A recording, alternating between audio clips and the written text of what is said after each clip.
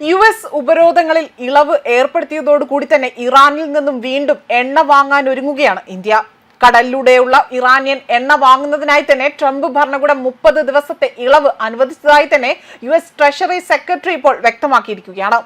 March 20-നോ അല്ലെങ്കിൽ അതിനു മുൻപോ തന്നെ കപ്പലുകളിൽ കയറ്റിയ എണ്ണ ഏപ്രിൽ 19-നകം തന്നെ ഇറക്കുമതി ചെയ്യുമെന്നാണ് അനുമതി ലഭിച്ചിരിക്കുന്നത്.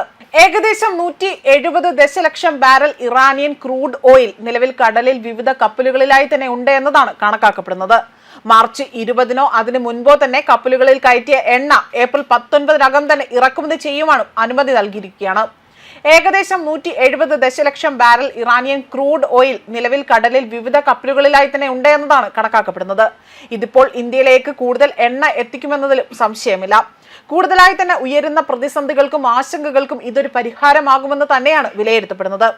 അതേസമയം ഇസ്രായേൽ ഇറാൻ യുദ്ധത്തെ തുടർന്നുണ്ടായ ഊർജ്ജ പ്രതിസന്ധി അത് പരിഹരിക്കാൻ ഉപരോധങ്ങളിൽ US താൽക്കാലിക ഇളവ് വരുത്തിയതോടുകൂടി തന്നെ ഇറാനിൽ നിന്ന് വീണ്ടും എണ്ണ വാങ്ങാൻ അവിടെ ഇന്ത്യൻ റിഫൈനറികൾ പദ്ധതിയിടുന്നതായിട്ടാണ് റിപ്പോർട്ടുകൾ സൂചിപ്പിക്കുന്നത്.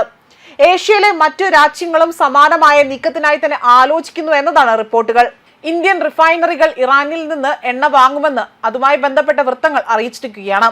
അതേപോലെ തന്നെ പേയ്മെന്റ് നിബന്ധനകൾ ഉൾപ്പെടെയുള്ള കാര്യങ്ങളിൽ കേന്ദ്ര സർക്കാരിന്റെയും US-ന്റെയും ആ ഒരു വ്യക്തിഗത അല്ലെങ്കിൽ അതിനായി തന്നെ അതായത് ഇതിനായി തന്നെ ഒരു വ്യക്തത വരുത്തുന്നതിനായി തന്നെ കാത്തിരിക്കുകയാണ്. കടലിലുള്ള ഇറാനിയൻ എണ്ണ വാങ്ങുന്നതിനായി തന്നെ ട്രംപ് ഭരണകൂടം 30 ദിവസത്തെ ഇളവ് അനുവദിച്ചതായി തന്നെ US ട്രഷറി സെക്രട്ടറിയാണ് ഇക്കാര്യങ്ങൾ വ്യക്തമാക്കിയിരിക്കുന്നതും. അതേപോലെ തന്നെ UAE ലക്ഷ്യമിട്ടുകൊണ്ട് ഇറാൻ വലിയ തോതിലുള്ള ആക്രമണം നടത്തിയതായി തന്നെ UAE പ്രതിരോധ മന്ത്രാലയം അറിയിച്ചിരിക്കുകയാണ്.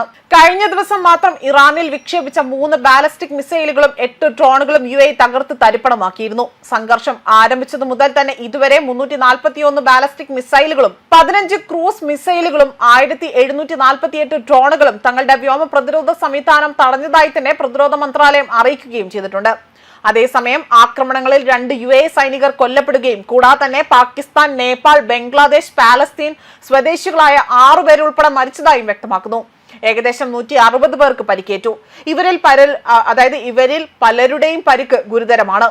ഇറാൻ നടത്തുന്ന ഈ ഒരു കടന്നുകയറ്റത്തെ നഗ്നമായ ആക്രമണം എന്നതാണ് UAE ഇപ്പോൾ വിശേഷിപ്പിച്ചിരിക്കുന്നത്. ന്യൂസ് ഡെസ്ക് കർമ്മ ന്യൂസ്.